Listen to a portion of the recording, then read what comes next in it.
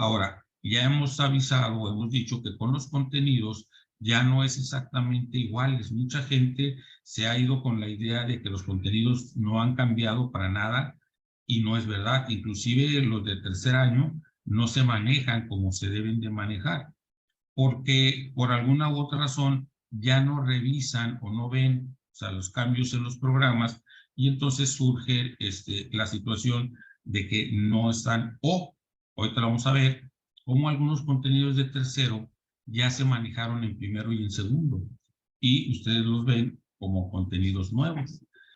¿Cuál es el propósito de esta asesoría?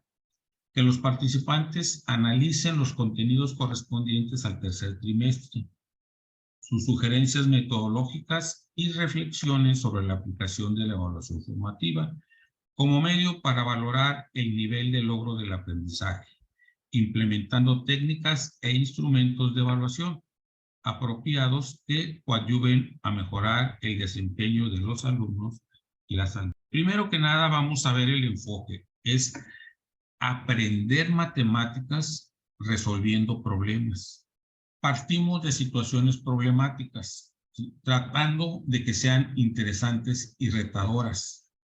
Eso implica que lleva a los alumnos a reflexionar. Esa es una parte muy importante de la resolución de problemas, la reflexión.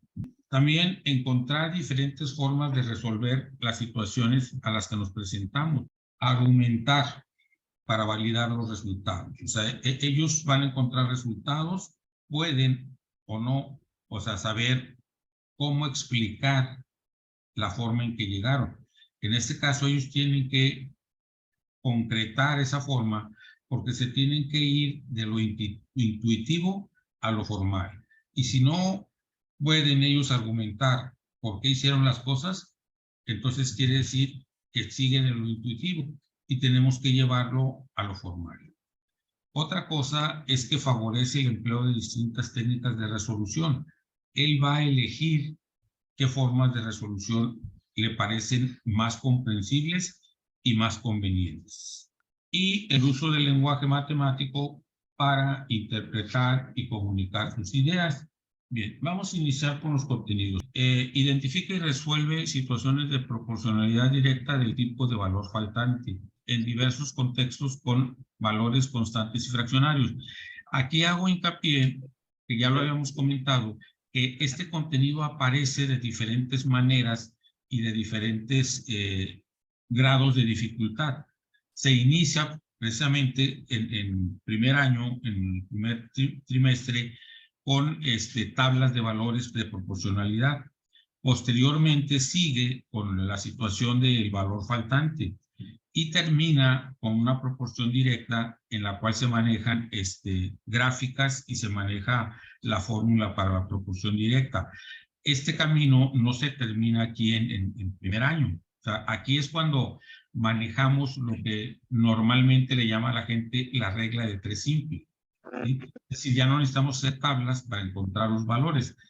Aquí las constantes fraccionarias son opcionales porque muchos de nuestros alumnos no llegan a ese nivel. Entonces, con que lleguen a manejar lo que sería la regla de tres simple, aunque sea con valores enteros o naturales, sería más que suficiente. Siguiente, analiza y compara situaciones de variación lineal a partir de sus representaciones tabular, gráfica y algebraica. Fíjense bien en esto. Mucha gente está confundiendo la variación lineal con la proporcionalidad. Hay que ser claros que la proporcionalidad es una variante de la variación lineal. Cuando ustedes hacen una gráfica de proporcionalidad, siempre parten de punto 0, 0.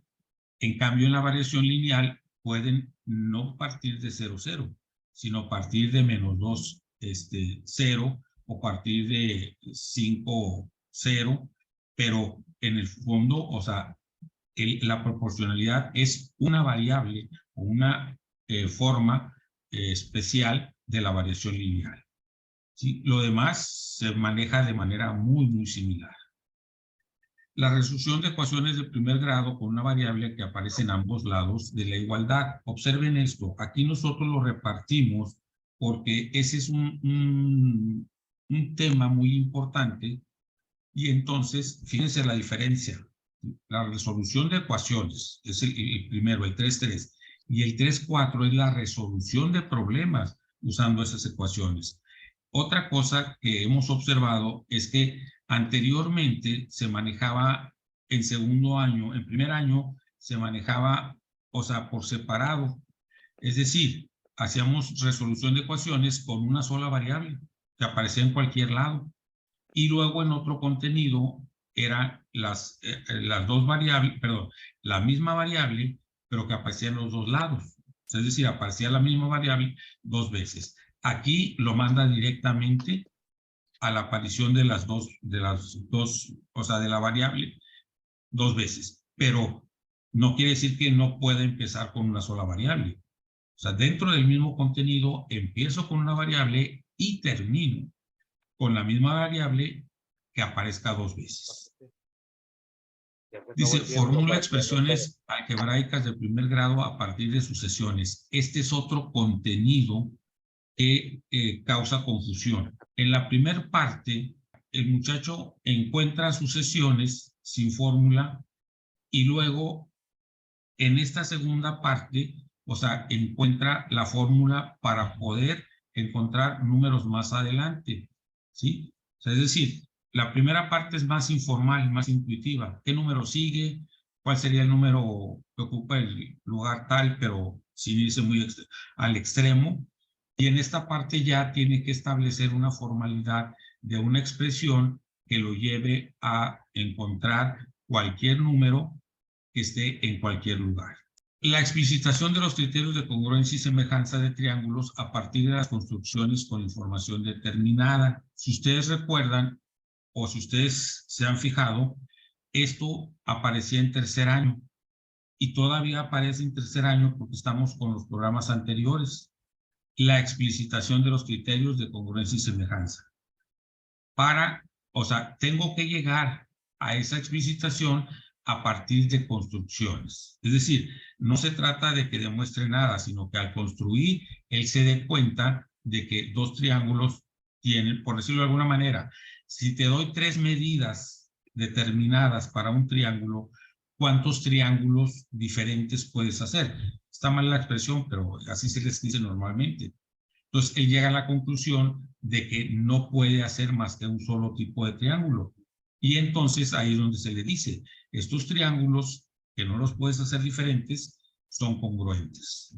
¿Sí? O sea, es una de las formas de llegar a eso. Calcula el área de triángulos y cuadriláteros desarrollando y aplicando fórmulas. Este también es una situación en la cual tenemos que poner atención cuando dice cuadriláteros. O sea, triángulos y cuadriláteros. No le pide en ningún momento una clasificación, pero sí tiene que tener nociones de esa clasificación para poder desarrollarlos. Ahora, ¿le decimos de dónde viene la fórmula?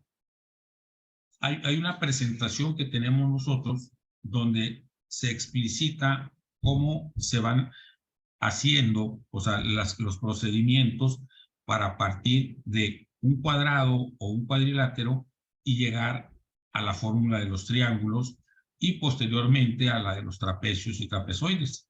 Entonces, es importante que el muchacho pueda saber de dónde viene la fórmula.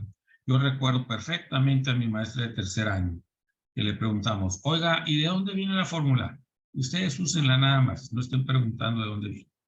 Nosotros no podemos estar en esa situación. Si alguien no la conoce, puede buscar, como les digo, dentro de las presentaciones, esas transformaciones que se hacen para que vean cómo de una fórmula se derivan otras fórmulas.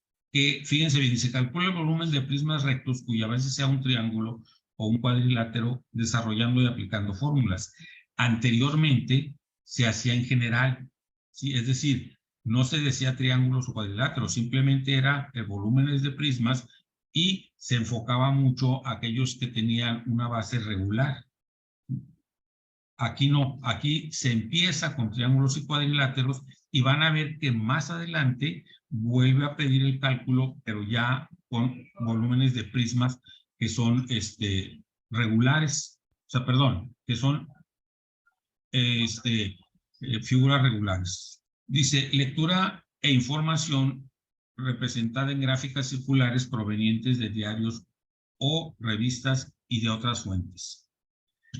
Comunicación de información proveniente de estudios sencillos. Este es otro contenido que nosotros dividimos.